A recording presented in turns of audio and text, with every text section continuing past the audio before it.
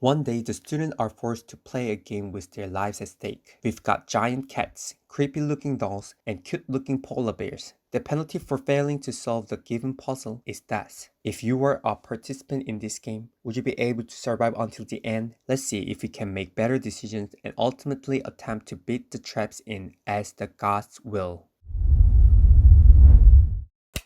A horde of students in Japanese high school is littered across the floor, and there's one nasty looking doll on the podium. You die if you move at the moment this doll looks back. The classmates are getting taken out one by one. Then, one of the smarter students finds out that there is a switch behind the doll. Anyone could tell that this diabolic game will be over once they hit that switch. But it's not an easy task to press the switch. Still, it looks like they will be able to make it if only they could approach calmly. Oh dear, they're almost out of time. Many classmates push forward to get the switch only to meet a gruesome end. Now the only one left are Takahata and his clever friend. To make matter worse, there is now only 30 seconds left. This whole situation looks grim and hopeless, so Takahata is about to give up. But then his smart classmates make a suggestion. His idea is for Takahata to get a boost by stepping on him and jumping towards the switch. It's a risky gamble, but they have no other choice. Failure means death.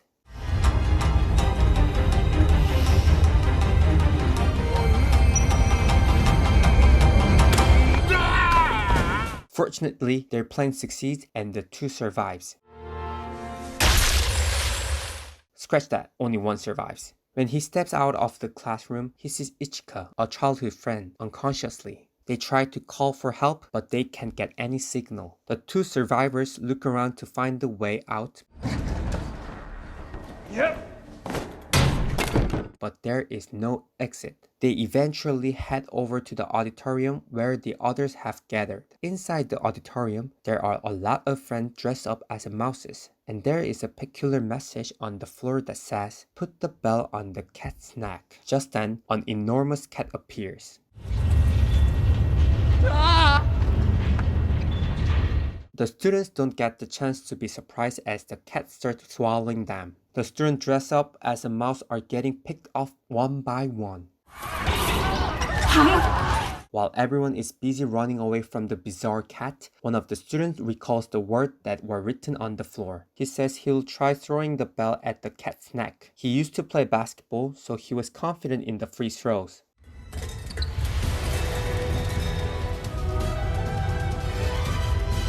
But alas, this kitty blocks his shot and gives an aggressive pass back to the student who attempts the free throw.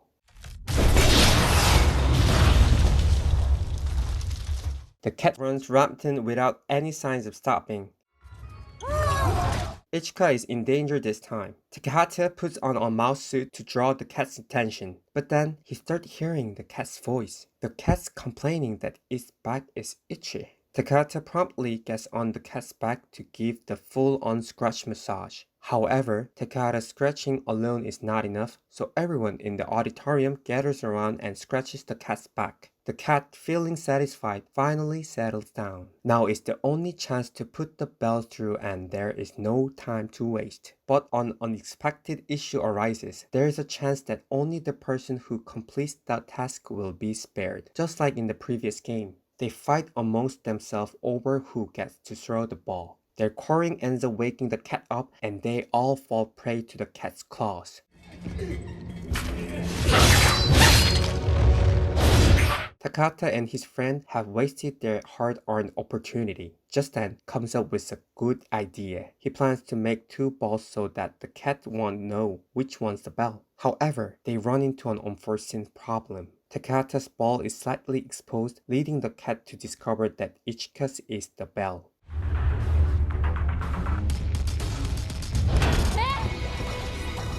It turns out that Takahata's ball was the real bell, so they succeed in duping the cat. Oh, but their shooting skill falls short. But then, a friend jumps in out of nowhere and clears the stage with a successful rebound.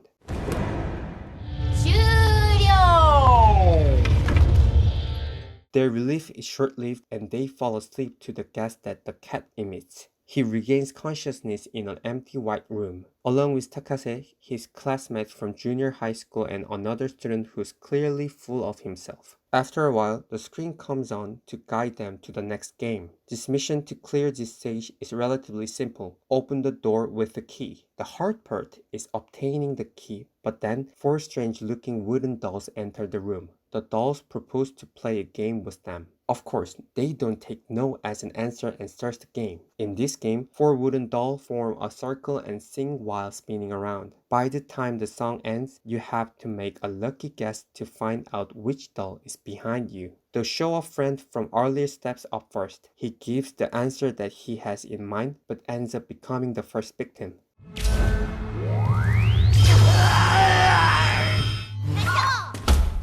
Next up is either Takahata or Takase. Takahata mans up and volunteers to go first. The dolls sing their song from start to finish once again,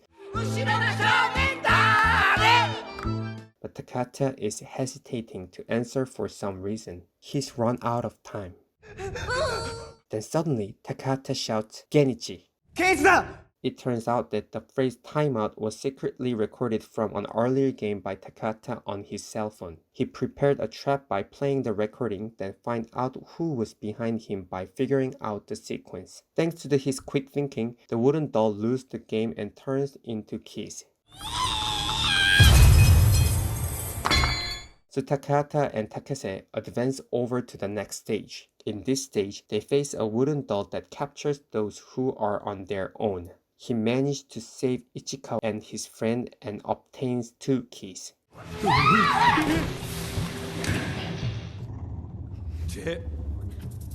However, 7 keys and 7 people are needed to clear this stage, and they're lacking in both requirements. To make matter worse, they only have 2 minutes left. Right then, the basketball friend from before joins in with 3 keys, so Takahata and his friends safely clear the stage as well. They're asked to change into their regular clothes before heading to the next stage. They arrive at an Arctic land where everything is frozen. A cute polar bear makes an appearance.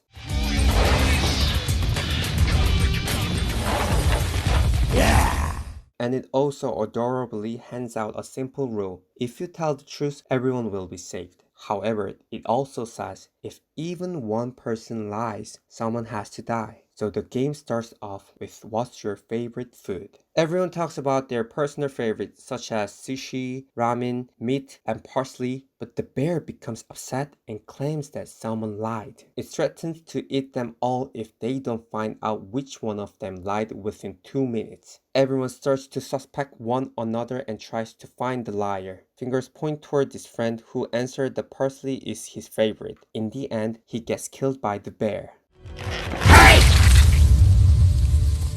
The next question is, do you like Takahata? Everyone gives their answers by saying that they do or don't like him. Once again, the bear accuses that someone lied, and it also informs them that there is a spy hidden among them. Fingers point to the Takase this time, gets killed by the bear. But then Takahata points out that the real spy is someone else. Who is the real spy? Takahata will point out. And how much longer will the pointless game go on? This has been As the Gods Will. As the Gods Will is a horror thriller that tells the story of students who are forced to participate in the monster's whimsical games. Do you think you will be able to survive all these games until the end? If it were me, I would fail right at the first round after seeing the terrifying monsters. As the Gods Will is just that good in terms of giving the audience a remarkable, unique, and immersive experience that can be found only in Japan. This is a horror thriller film, so there is a lot of disturbing blood and brutality on a display. Yet I couldn't stop watching the game due to its novel game mechanics presented in each stage. This will be a breath of fresh air for those who are sick of the usual horror movie. This has been my introduction to As God Will, and I'm Daily Movie, and thanks for watching. Driving till midnight just to turn around. Wish I knew where I was going now, 'cause I'm not the same that I used to be, but some things don't